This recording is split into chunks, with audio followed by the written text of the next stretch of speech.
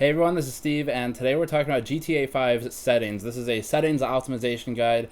I wrote the full article, linked in the description below. It's been very popular so far, so I highly recommend checking out the article for more depth than you will get here, but I'll give you an overview with some visuals to emphasize the points that I was making in that article. So GTA has a lot of graphic settings. It's got the usual anti-aliasing, anisotropic filtering. It has some sort of newer things. They've been around for a while, but you don't normally see tessellation in games as a setting, so that is one of them.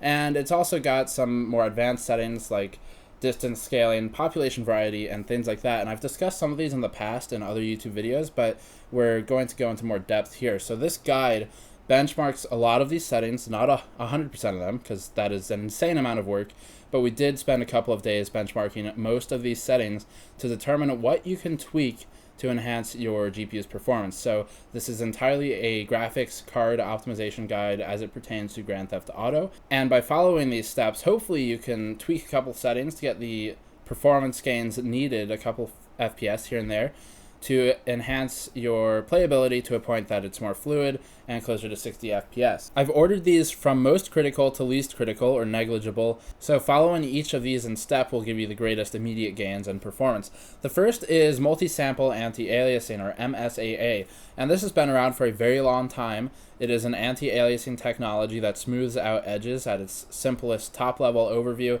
and it does this by taking color samples of each pixel equal to the count of MSAA that you've set. So if you have 4x MSAA, it takes 4 color samples per pixel, and that would be one in each quadrant of the pixel effectively. And it looks at those samples, then determines what color the texel or the pixel or whatever should be, such that it looks the most blended with the background to reduce the jagged edges appearance that we get in a lot of objects. A good example of this would be to look at a blade of grass, or a fence with chain links, or even your character in mirrors in Grand Theft Auto 5. If you find a mirror in a house, that has a big interaction with MSAA. But MSAA has a massive impact on FPS, and it is one of the first things you should limit or disable if you're having trouble running the game. I know a lot of people really like it in Grand Theft Auto because it is implemented very well for MSAA, but it is also a huge hit to performance, about 20 FPS in some of our tests. It was closer to 10, 15 at 4K tests, but when you're talking 46 or so versus 30s, that's a big gap in performance, and it needs to just be disabled for the best output of frame rates. Post-effects quality is the next one. These are post-processing effects that are applied effectively as filters on the screen for things like bloom, which is something that you'll see in high heat situations or with the sun setting and rising. There's also high dynamic range lighting, which affects the coloring and the dynamism of the light. And then there are depth of field and motion blur settings, which are enabled with higher post-effects settings in the game. We found about a 6 FPS performance gain by going down 1 tick in post-effects, which is a pretty big gain.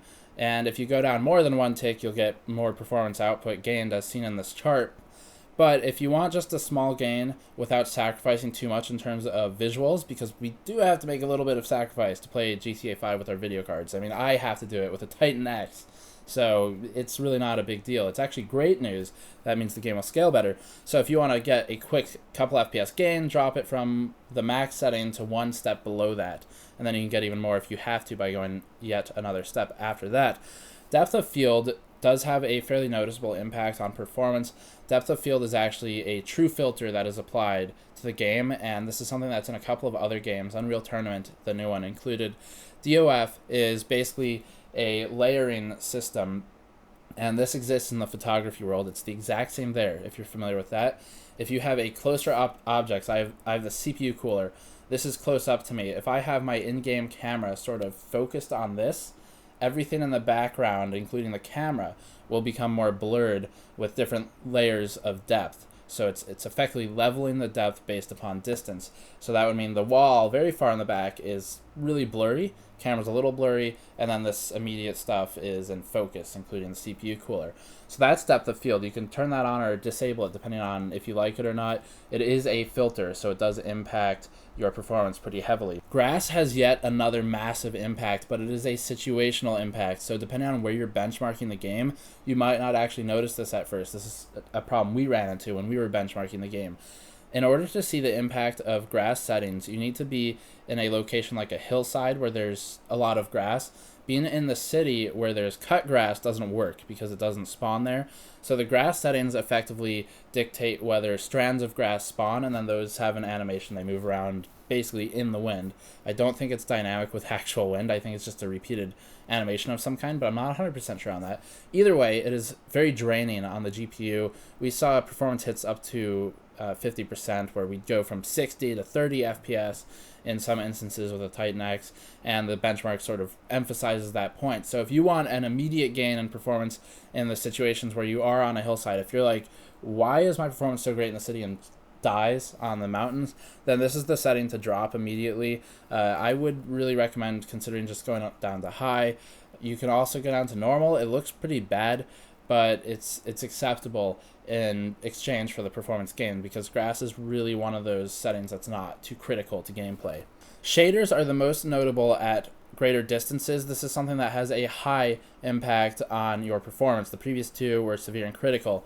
So with shaders, if you're looking at things like mountainsides in the distance, you'll see shading techniques applied to the mountain, to the hills, where there's some diffusion of shadows across the surface, where you see deformation of terrain. So this is something that's fairly important to create a real-world scenario as closely as possible in the terms of lighting, but it does have a big performance hit. In fact, it's about 12 FPS from the max setting to the lowest, and you can gain a very quick 4 FPS in our scenario, I should heavily emphasize, by moving from very high to high.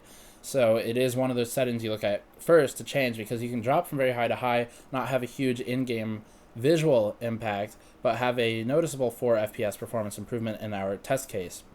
Shadows are different from shaders. These are seen best by looking at objects, people, things like that in game, and paying close attention to their shadows at varying distances from them. In this scenario, you can look at the two characters here.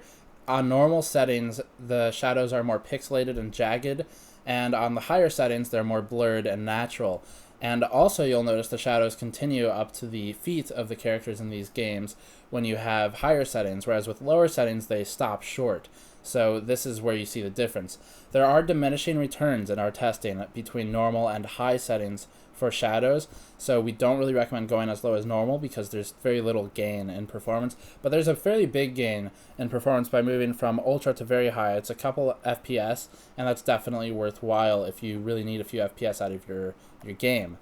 Reflection quality impacts puddles, mirrors, windows, things like that, and it's really just as the name says, it's how good reflections look in their natural environments, like in a car window.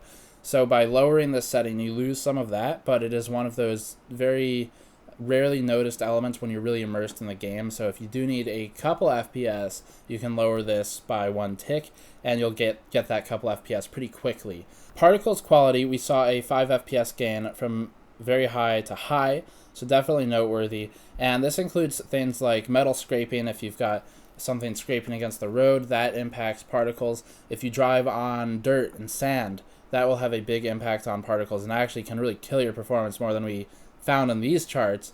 So lowering it would help in those instances.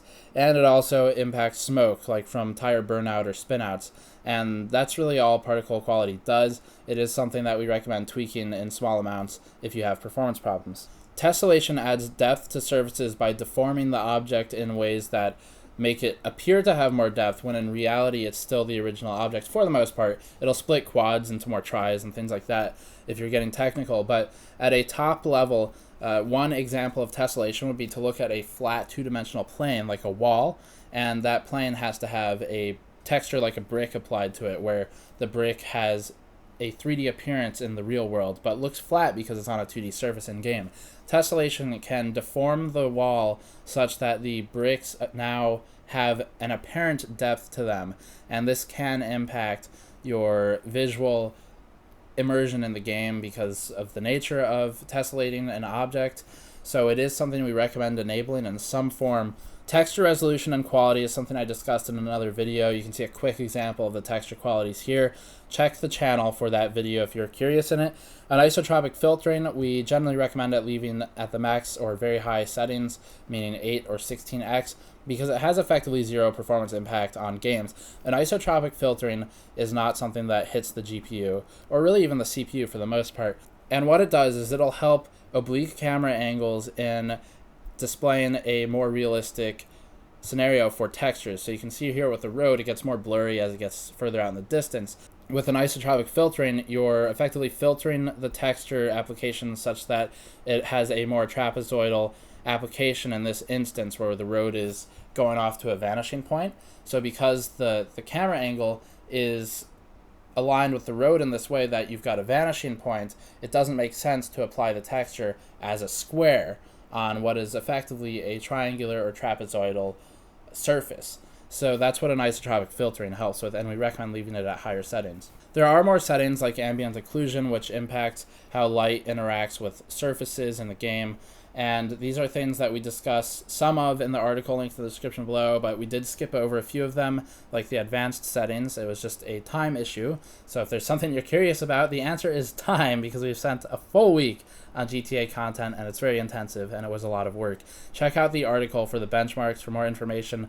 Please, on the side of the page, hit the new cards button to look at the link to that article and to look at our Patreon page. We're trying to raise funding to do more of these things so we can explore those advanced settings in the future so that time is less of a concern. And thanks for watching. I will see you all next time.